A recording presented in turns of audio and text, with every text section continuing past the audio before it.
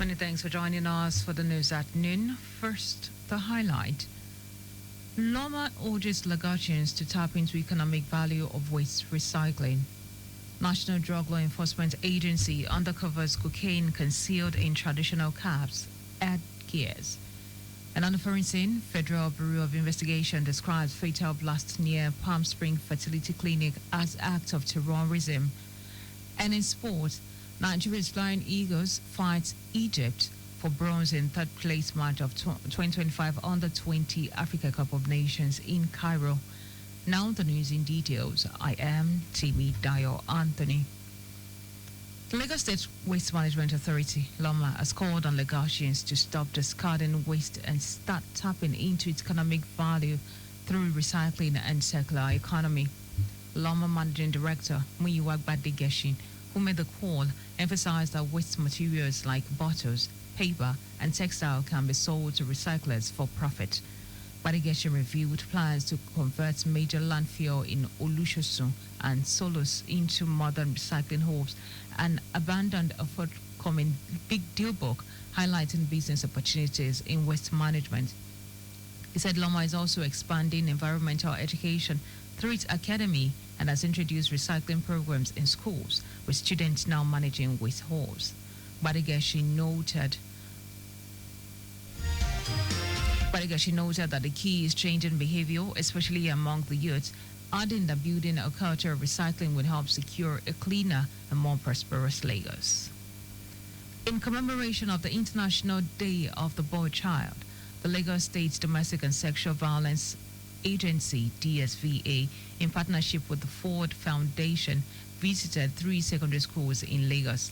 The schools were Estate Junior High School, Ifakwejayi, Keke Senior High School, Ifakwagege, and Stadium Grammar School, Ifakwagege. The club presidents led the interactive sessions, discussion on identifying child abuse and its many forms, recognizing their rights and responsibilities, relating with the opposite sex in healthy ways, and how to seek help or report abuse using the agency's toll-free line on 080 000 333. Guided by the theme, Boys' Health and Well-Being, the sensitization program sought to educate, empower, and amplify the voices of young boys. Students participated actively, chanting Boys' Health Matters to emphasize the importance of mental health, emotional stability, and personal safety. Now, through this effort, DSVA continues to build a generation of informed, confident boys who are empowered to speak out and stand against all forms of abuse. The Minister of Women Affairs, Iman Sulaiman Ibrahim, says the federal government is working to give every woman in Nigeria a voice. Sulaiman, who was represented by the Special Assistant, Technical, Women Affairs and Community Engagement, Joanne Donije, said this at the Inspiring Women Summit held in Abuja. The program, with a theme, Making Bold Moves and Creating Boundless Impact, drew a lot of female dignitaries. And now to the rest of the stories. The National Drug Law Enforcement Agency, NDLEA, has uncovered a drug trafficking attempt involving cocaine concealed in traditional Nigeria Ashwebi male caps and female headgears. NDLEA spokesperson Femi Babafemi made this known via his official X handle, warning Nigerians to exercise caution when asked to transport traditional wares abroad on behalf of others. It will recall that NDLEA officials similarly discovered a large storage created in the belly of an oil tanker for the sole purpose of moving drugs across the country. The federal government has allocated 80 billion naira to upgrade infrastructure in 100 federal government colleges known as Unity Schools across Nigeria. Minister of State for Education, Suwaiba Ahmed, made this known in Kano during an unscheduled inspection at the Federal Government College, Kano. The minister explains that the visit was aimed to evaluate infrastructure, leadership, and student welfare. Ahmed said the visit was also aimed at assessing the teaching and learning environment as well as fostering effective service delivery in the school. She noted that the interaction would enhance collaboration between policymakers and school management in addressing challenges and providing the necessary facilities. And out to foreign news, the Federal Bureau of Investigation, FBI officials, said a bomb explosion outside California facility clinic has killed one person and injured four others in an intentional act of terrorism.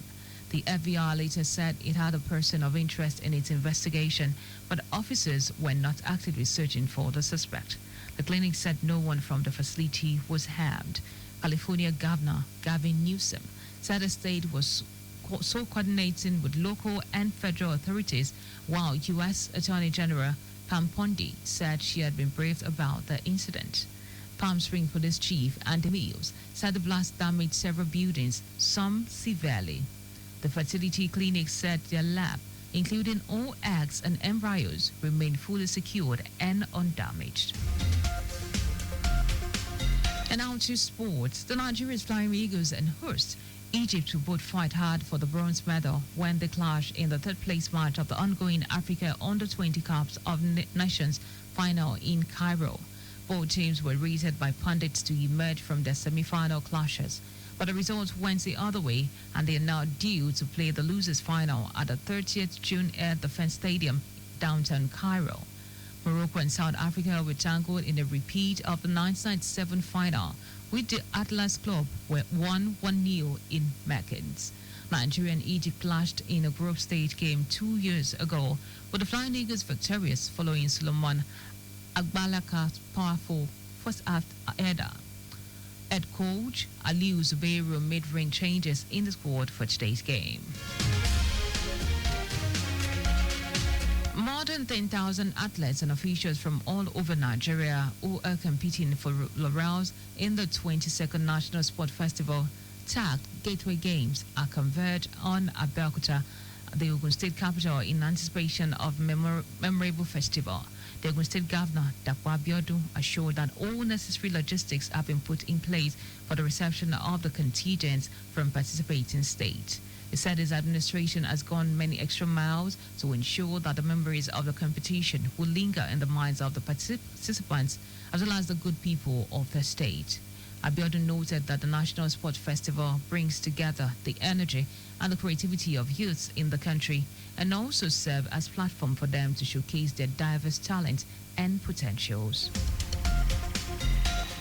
And just before we go, use the walkway where available to avoid accident. You can follow us on like all our social media platforms. X at Traffic Radio 961. Facebook, Lagos Traffic Radio 961 FM. Instagram is Lagos Traffic Radio 961. You can also subscribe and watch our news and program live on YouTube at Traffic Radio 961.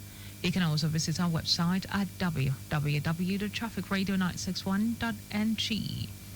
Did you know that the Sanwo-Olu administration supported 3,673 businesses advisory and capacity building as well as market access opportunities? You can get more details on Lagos State Government website. To end the news, here are the highlights of the major stories. The Lagos State Waste Management Authority, LAMA, has called on Lagosians to stop discarding waste and start tapping into its economic value through recycling and circular economy. The National Drug Law Enforcement Agency, NDLEA, has uncovered a drug trafficking attempt involving cocaine concealed in traditional Nigerian Ashwebi male caps and female headgears. We also told you that the Federal Bureau of Investigation, FBI officials, said a bomb explosion outside California fertility clinic has killed one person and injured four others in an intentional act of terrorism. And in sport, Nigeria's Flying Eagles and host Egypt will both fight hard for the bronze medal when they clash in the third-place match of the ongoing Africa Under-20 Cup of Nations final in Cairo. To contact with the newsroom, please send a message to info@trafficradio961.ng. That ends in this broadcast, compiled by Kayode Mafalashiri. I am Dayo Anthony, and thanks for listening.